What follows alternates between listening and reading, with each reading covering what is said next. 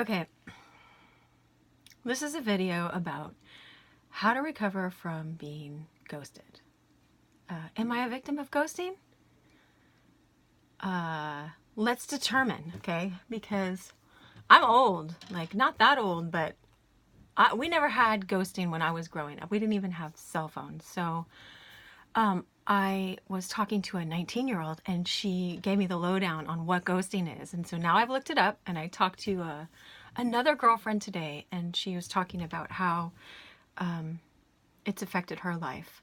And so let me read the definition, then I'll tell you who I am and stuff like that.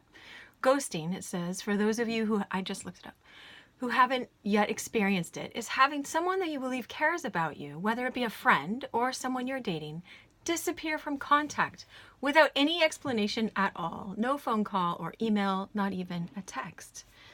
So, I happen to be a psychologist, but I have just experienced a pretty brutal ghosting. I'm in the middle of it right now.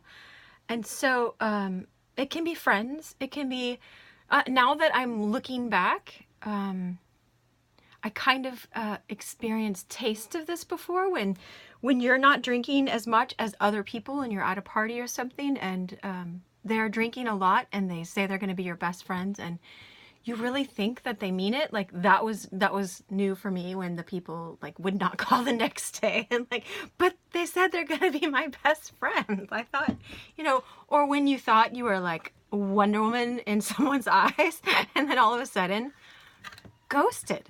Like ghosted. I don't get this. So let's talk about how to recover. So I am a psychologist in my day job. I'm also a mom. But I really care about people, and I want you to be able to have a sense of humor about this, but also to get over this rapidly. So you're not defined by it. You're not a victim of it. You're not, you don't stay in a sad place because of it. You can feel sad about it. You can grieve the loss of the friendship or more, or whatever you had, or thought you had. Let's see. So some of the ways that you can recover from this mentally is go on long walks. I know that sounds lame, but nature can help you, because nature in its own way, it holds you and it's not going to abandon you. Look, these are the symptoms of it. You've started making excuses. Going, oh no, they just lost their phone. Their phone must have dropped in the ocean, or someone stole it, or and then people will. I understand this pattern. You go on social media and you're like, no, that person still looks like they're alive, and look, their phone is in that picture. They still have a working phone. No, I know, it's sad. Okay, so what we want to do is, you don't want to define yourself by this one action. You want to understand that you are always worth connecting with. You are always worth communicating with. People ought to have the decency to say, hey, I'm not interested in more of a connection than we already had. And so goodbye. Like, that would be nice. I don't know what's going on. I don't know what's going on in other people's minds when they do this. So I know people these days, they'll go check social media. They will make sure their phone's working, make sure all phones are in order, emails, the internet is still working. I know, it's sad. Okay, so what we want to do is understand more about yourself, more about, it's okay to reach out. It's okay to make friendships. It's okay to date people.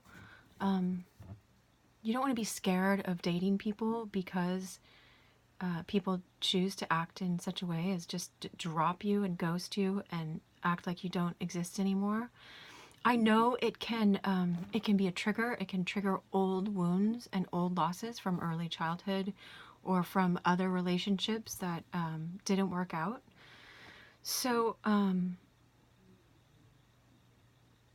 it's important to care for yourself, to listen to yourself, to look at, just kind of ask yourself these questions like, do I find people that are actually unavailable and they're only available in temporary situations?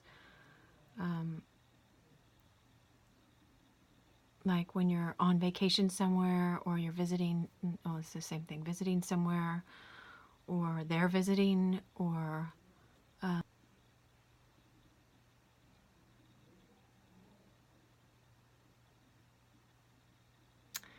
it's okay to feel the sadness about it. It's okay to feel lost. It's okay that it can take you to deeper places of other loss. But, it's important not to get lost in the loss, because we can keep seeing ourselves as a victim, and then we keep repeating this behavior. And we want to get out of this, whatever, it's like a vibration or something. You want to get out of taking it personally and blaming yourself and thinking it's all about you. It really has to do, ghosting, I think, has to do with the other person. I really do. I really do. Am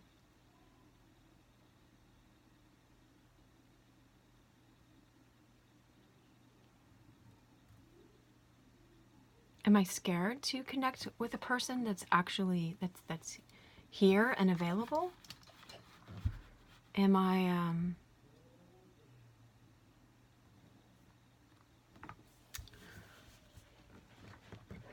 basically, let's look at how we can recover from this.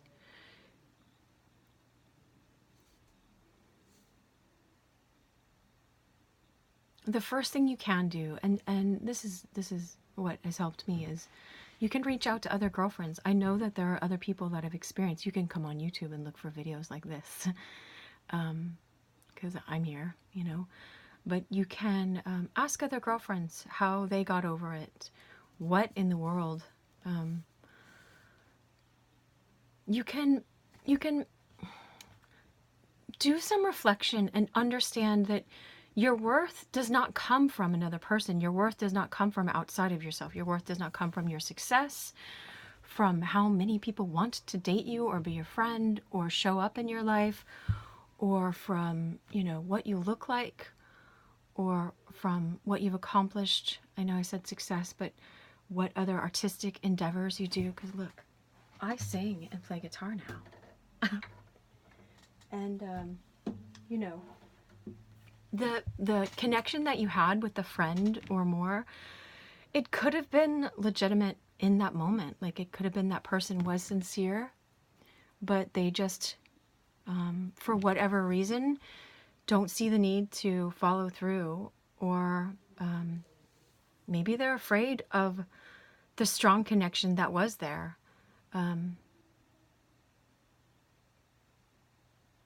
Maybe they have a pattern of ghosting, and so that's just a method they use, and you're just another person on this trail of being ghosted. But the main way to heal from this, I think, is to understand that they don't hold the definition of your identity. They don't get to define your worth and your value. You get to know about what that is. This is an opportunity, actually, to learn how to know that on a deeper level. I use this with my clients. I say, look, if you found a baby in a dumpster, you wouldn't say, well, if you're going to be attractive when you grow up, then I will feed you and nurture you now. Or if you're going to go to a great college or something like that, or you're going to make a lot of money. You don't do any of that stuff. You pick up that child and you hold her and you love her and you give her what she needs and you show up for her and you make sure that, if it's not your child to raise, that she gets into a good home, that she's going to be cared for.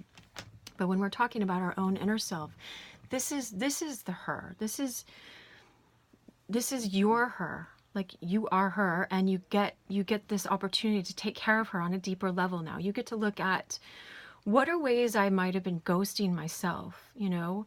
What are ways that I have ignored being close to this deeper inner part of myself? How can I nurture that part of myself? How can I show up? How can I listen?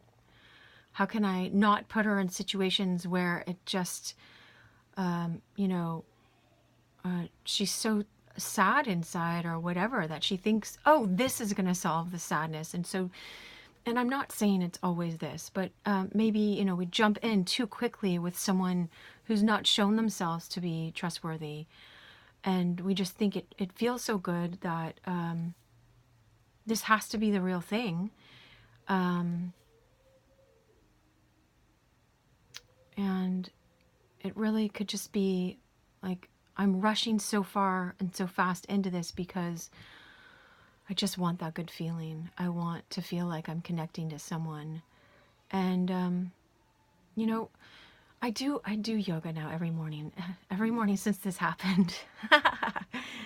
And it's so funny because the yoga teacher on the video, he's always like, we're all gonna fall in life. Just fall with equanimity and fall with awareness and fall and keep breathing while you're falling, you know, while you get back up. And when you fall, he said, fall, don't judge yourself. Do this without judgment. Equanimity is like keeping an even keel, keeping a balance in your life. No matter what is going on around you, trying to learn how to stay calm and develop an inner peace. I really recommend meditation. I like it a lot. Just being quiet in your mind. Don't get stuck up in your thoughts about, and don't go to, you know, social media stalking, because I mean, you can if you want for a day or something, but just to make sure they're still alive.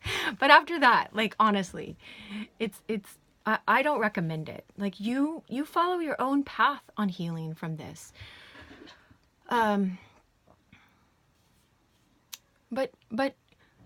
I honestly, I think it's important to embrace yourself and don't judge yourself, and try to do your best to learn from this experience and learn how to be more present with yourself and how to welcome being alone with yourself more and valuing who you are and valuing the quiet and valuing, I mean, I always recommend a kind of spiritual connection, a real deep one. Music helps a lot. I actually recorded like 3 songs in the past 2 weeks, and I'm not that good at singing yet or playing guitar. I'm just learning. But it's like finding a creative outlet to channel all this energy that you have that you felt like you could have poured into the friendship or whatever the connection was. There are people that will appreciate your company and really would appreciate what you have to offer and do appreciate. And so find music that feels good to listen to. I mean, I try to make healing songs so people can actually just listen to the songs and in a quiet way and feel better just from hearing them. I keep listening them to myself listening them myself because they're soothing to me. And so I know they can be soothing to other people.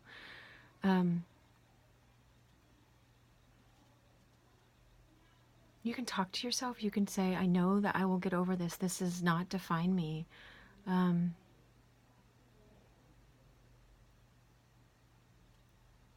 You can begin to understand some of what it triggers, you know, like, oh, where did I feel this before? Oh yeah, when this happened in childhood and this happened. And but what, like I said, like, if you go too deep into that, you can open up all these old stories that you don't need to open up all the old stories. If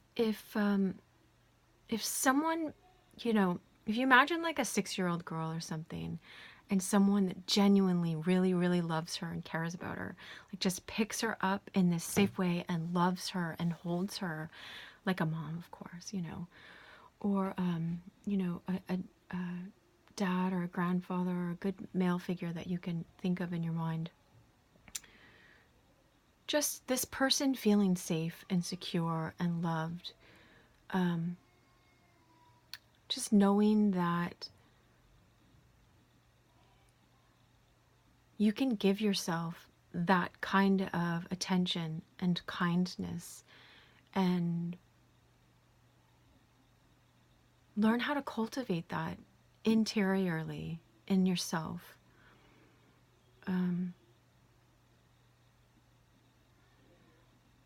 Try to stay out, again, of judgment towards yourself or even towards the other person and making them the worst person in the world. That just splits off the energy somehow. It just makes them all bad, and that person's not all bad. I don't recommend making a bunch of excuses for the person because that just keeps you hanging around and then feeling desperate or feeling like you were desperate or whatever. If this hasn't happened to you before, or this is your first or second experience of being ghosted, then it's totally understandable that you're like, wait, I don't understand what's going on. What's happening? Wait, I don't get it. And so be gentle with yourself.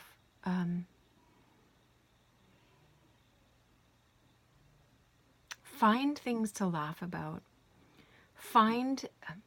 What I've noticed is like going outside and just watching the wind move the leaves in the trees, or touching the ground, touching the trees, sensation, like feeling the earth, feeling the wind around you, feeling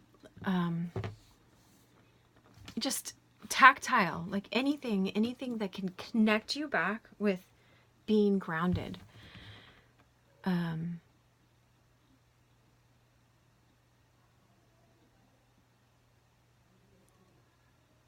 Think of things that make you happy. Doing kind things for other people, genuinely kind things. If you think of like what happened just now is I was counting on someone showing up for me, someone that seemed like they really genuinely cared about me. And now they're not showing up. So it's really weird, but and not a manipulation. This is a real remedy. And so do it from your heart, is go find other people that genuinely need someone to show up for them, like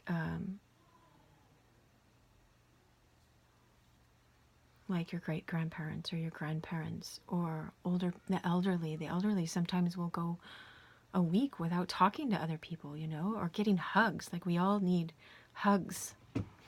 And or just, even if you're going through a drive-through line, look the other person that's serving you in the eye and say, thank you so much. Thank you for this food, for being here today, for being alive on this earth.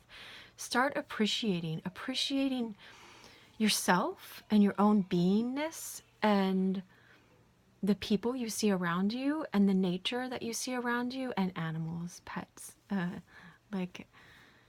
Just start appreciating anything. Start with something small, but like, oh, I appreciate that there are books I can read. I appreciate that there are YouTube videos I can look at. I appreciate I have the ability to laugh. I have the ability to walk. I have a friend that can't right now. But it's like,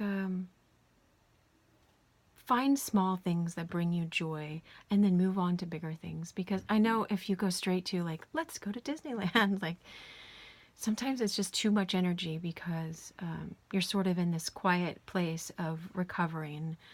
But just try to cycle out of that as best you can and know that you're not alone. You are not alone.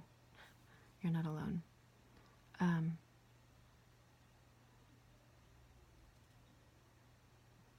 I know it can hurt. But again, this is one person that isn't activating his or her. I'm thinking mostly it's guys, but I could be wrong. I'd never experienced this before. they are just feeling insecure themselves, and so, or not feeling the courage, or they have, like I said, their own pattern of behavior or whatever. So I just, honestly, it sounds weird, but you can not in a cliche way, but like pray or send love, like ask God to heal that person, and it brings healing to your own heart. You know, ask the universe to help you see what the lesson is in this, or what you can learn from this, or how you can find new ways to be present with yourself, or new ways to be creative, or new ways to find joy in things.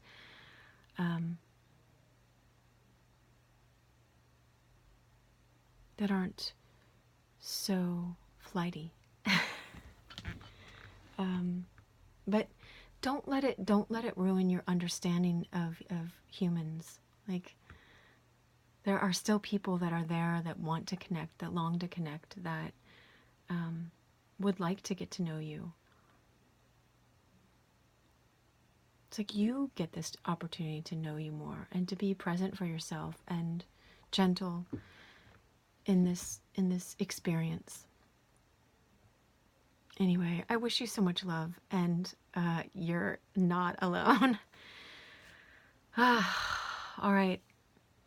Share this with whomever you think might want it.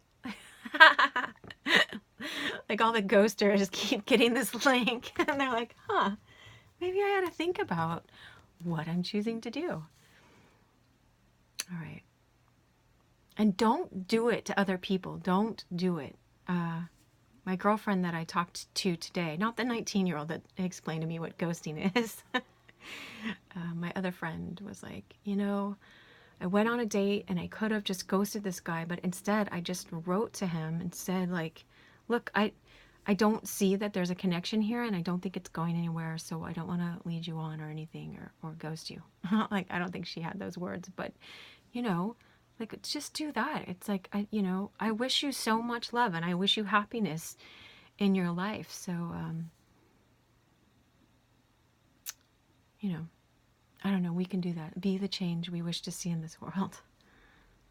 All right. Thanks for watching.